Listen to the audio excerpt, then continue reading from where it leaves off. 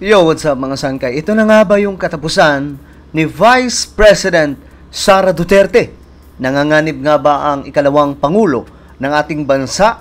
Yan po ang ating pag-uusapan ngayon. Bago tayo magsimula, paki-subscribe po muna yung ating YouTube channel. Sa mga bago pa lamang po dito, makikita nyo po yung subscribe button sa baba ng video na to. I-click nyo lamang po yung subscribe, i-click ang bell at i-click nyo po yung all. Sa mga nanonood naman po sa Facebook, i-follow nyo po yung ating Facebook page. Alright, ito na nga mga sangkay. Ang ating Vice Presidente nga ba ay nanganganib ngayon? Kasi nga po, kung may mga nagpupush na wag ituloy itong impeachment complaint, ito naman ang balita ngayon mga sangkay. Ito, tingnan po natin. Ayon po sa report, nagsalita na po ang ilan sa mga senador ngayon. Na ayon po dito, iginiit ng dalawang senador na matutuloy ang pagsisimula ng pag-usad ng impeachment trial ni Vice President Sara Duterte sa darating na June 11. So, anong date ngayon mga sangkay? Tayo po ay nasa June 9. So, June 11, magsisimula na daw. So, ano kaya ang balitang ito mga sangkay? Tingnan po natin. Kasi nga po, malamang sa malamang, ikagugulat po ito ngayon nila Senator Bato, nila Amy Marcos, mga sangkay. At alam nyo, paulit-ulit ko pong sinasabi ito. Kung wala pong kasalanan talaga si Vice President Sara Duterte dito, walang dapat ipangamba eh. Diba? Walang dapat ipangamba. Bakit ka mangangamba kung talagang malinis ang iyong konsensya na wala ka talagang kalokohan? Pero ang nakapagtataka lang, bakit tila baga takot na takot sila Senator Bato na may mabunyag? May mga nakakapagbulong-bulong sa atin mga sangkay na sinasabi na kapag ka nag-umpisa kasi ang impeachment trial, mabibisto doon lahat. Lalong-lalo na daw po yung bank accounts ng mga Duterte. At, well, kaya nga po mga sangkay, mahalaga po talaga na masimulan itong impeachment trial. Ako, wala naman po talaga akong pakialam kung matuloy ito o hindi. Pero in my own opinion, before, nung hindi pa po umuusad itong impeachment complaint at naipapasa po sa Senado, ayaw po natin ng impeachment complaint na ito laban sa Vice Presidente. Kahit po yung ating presidente, ayaw rin po na ito mga sangkay up to now. Yun pa rin naman po yung kanyang opinion regarding dyan. But since andun na po ito sa Senado, kailangan po talaga nila dito gumalaw. Dahil kung hindi po sila kikilos dito mga sangkay, inaapakan po nila ang constitution ng ating bansa, ang saligang batas. So wala po silang choice dito. Ngayon, sabi po ng dalawang senador, walang atrasan.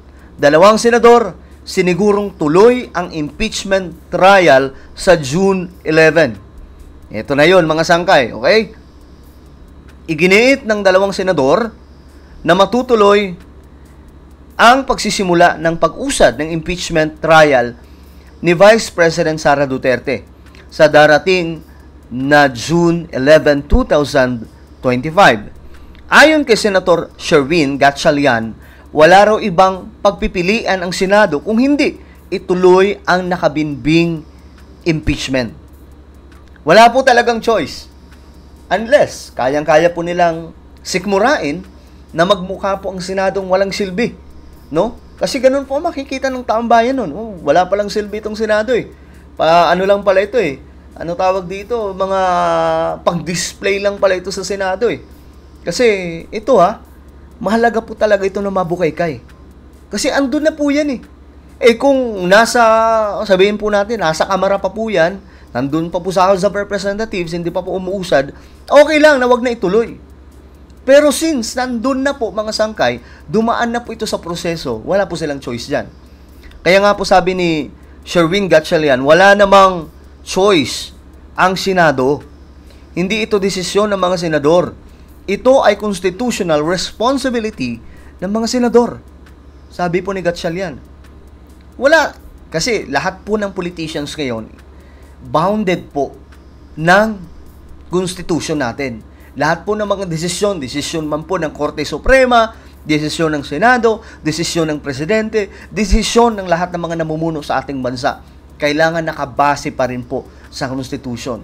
So kung hindi nila itutuloy ito, mga sangkay, magmumukha po silang inutil dito. Wala palang silbi itong mga senador na ito. May pambihira. Malinaw na isinasaad ng konstitusyon hinggil sa pagtatalaga sa Senado bilang impeachment court. Walang, sabi po dito mga sangkay, walang uncertainty kasi dapat namin sundan ang konstitusyon. Klaro sa konstitusyon na kailangan i-convene ang impeachment court once na na-transmit na sa Senado ang articles of impeachment. Yan ang sinasabi ko. Kung nasa lower house pa po yan, walang problema. Okay, sige, ibasura na yan. Pero since umusad na, nandun na proseso na, dumaan po talaga sa proseso at naroon na po sa Senado na isubmit na, no choice sila dyan. Hindi po madadaan yan, kagaya po ng kabulukan ng iniisip ni Bato, anak ng Toko na dadaan sa permahan. Wala pong ganun. Hindi po pwede yan. Kasi, let's say, mas marami kayong mga senador na magsasabing, no. Ang totoo o malinaw pa rin dyan, kailangan mabukay kasi yung mga ebidensya, yung katotohanan, since andun na po yung impeachment na iyan. Alright? Sa hiwalay na panayam ng naturang radio station kay Senator Francis Tolentino, iginiit niyang ang pagbasa raw ng articles of impeachment ay parte na ng mismong pagsisimula ng paglilitis. Dapat mag-convene kasi tatanggapin namin ang articles of impeachment formally. Ayon po dito yung pagko-convene is part of the trial itself. Yun yung simula when you take an oath. Ayan mga sangka, iba talaga pagka abogado ang nagsasalita no? Alam na alam po ang gagawin mga sangka, hindi po tulad dyan sa isang dating PNP chief, anak ng Toko, dapat na-seminar po muna ito mga sangkay patungkol po sa konstitusyon natin Ang bihira. Samantala, sabi po dito, pareho namang sinang-ayunan ng dalawang senador na magkaroon umano ng malaking kasiraan ng Senado kung bigo na lang mabubuksan ang impeachment ni VP Sara na halos 4 na buwan nang naipit sa kanilang institusyon. Correct, mga sangkay. Magiging inutil po talaga sila dito. Magmumukha silang katawa-tawa. At baka ang mangyari niyan, mga sangkay, abolish na lamang po ang Senado. Since wala naman pala silang makakwenta. 'Di ba? Ang Senado, sabi po dito ni Gatchalian, ang Senado ay guardian of democracy. Dapat itong panindigan dahil isa yan sa pinakamahalagang trabaho ng Senado para may pananagutan o accountability yung mga mataas na personalidad. Dagdag pa niya, ayaw nating magkaroon ng credibility problem at integrity issues. That's my point, guys. No? Kung gusto ng mga senador na manatili po yung Senado dyan, na hindi po sila magmukhang inutil, na kahit papaano may silbi pa rin po sila sa taong bayan, then kailangan mong sundin kung anong nakasaad sa saligang batas. Hindi po yan madadaan sa mga, anong tawag dito, na sabing paperma-perma, anak ng Toko yan. Hindi po pwede yun dahil wala po yun sa Constitution. Saad naman ni Tolentino, ang salitang fourth writ ay command na naka-attach sa 19th Congress, hindi yung constitutional command sa 20th Congress. Matatandaang sa isang manifesto, nauna nang iginiit ni Tolentino na maituturin ng ibinasura ang impeachment ni VP Sara kapag ito ay tumawid sa 20th Congress. So ngayon pa lang, 90th Congress o 19th Congress, mga sangkay, dapat na po talaga ito maitawid, hindi pala maitawid sa 20th Congress. Sa 19th Congress, mga sangkay, kailangan na po itong umusad. Hindi na po kailangan itong tumawid pa sa 20th Congress kasi magmumukha po talaga sila ditong inutil. Susundin na lamang po kung ano po ang nakasaad sa Constitution.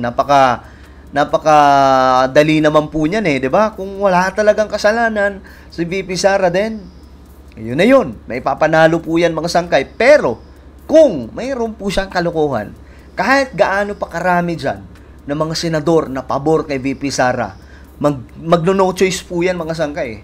Kung maraming ebidensya, halimbawa na lang, ang dami po talagang ebidensya, no choice sila dyan, kundi ilaglag si VP Sara. Kahit pasabihin natin na pabor sila kay VP Sara. Kasi, kapag hindi nila gagawin yun, ang taong bayan nakakakita. Baka ang mangyari niya, maglabasan po yan mga sangkay, magkaroon pa ng EDSA. 'Di ba? Alalahanin nyo nangyari kay ERAP. 'Di ba po, mga sangkay? Well, ano po ang inyong opinion? Just comment down below. Mayroon po tayong YouTube channel, Sangkay Revelation. Hanapin nyo po ito sa YouTube. I-click nyo po yung subscribe, i-click ang bell, at i-click nyo po yung all. Ako na po ay magpapaalam. Mag-iingat po ang lahat. God bless everyone.